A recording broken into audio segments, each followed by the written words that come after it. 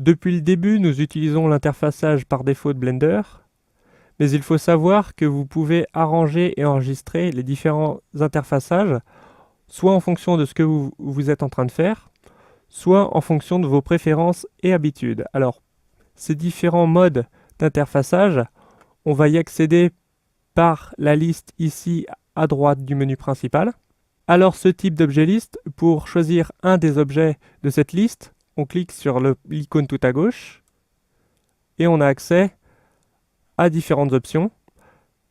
L'option par défaut c'est Default, mais si par exemple je passe dans un arrangement de fenêtre de type animation, donc je clique gauche dessus pour valider, et là je viens de passer dans un arrangement de fenêtre qui me permet de mieux gérer l'animation.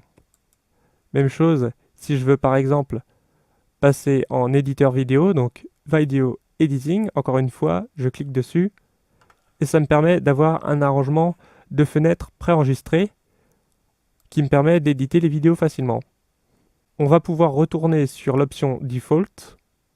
Alors ces arrangements de fenêtres, on peut en ajouter, on peut en supprimer, on peut aussi les renommer.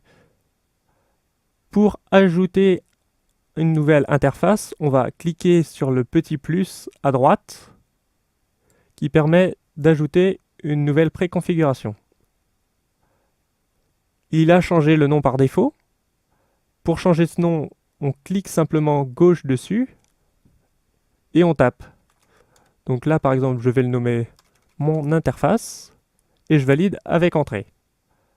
Donc là, je viens d'ajouter une nouvelle préconfiguration de fenêtre personnalisée.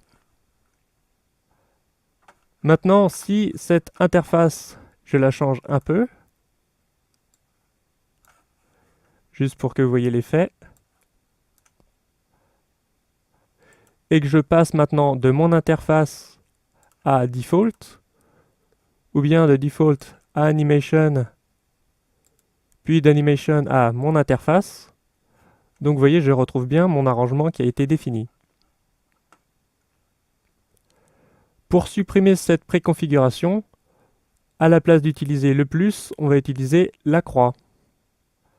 Donc maintenant, si je clique sur la croix, je vais supprimer l'interface qui était en cours. Donc là, je reviens sur une autre interface, forcément, vu que celle où j'étais n'existe plus. Donc là, par exemple, je vais revenir sur Default. Pour que ces préconfigurations soient enregistrées, il faut sauver dans le fichier par défaut. Et pour cela, il faut passer par le menu principal, Fichier, et nous avons une option Save User Settings. À droite de cette manipulation du fenêtrage, on a un sélecteur pour gérer les scènes. Alors, qu'est-ce qu'une scène au sens de Blender?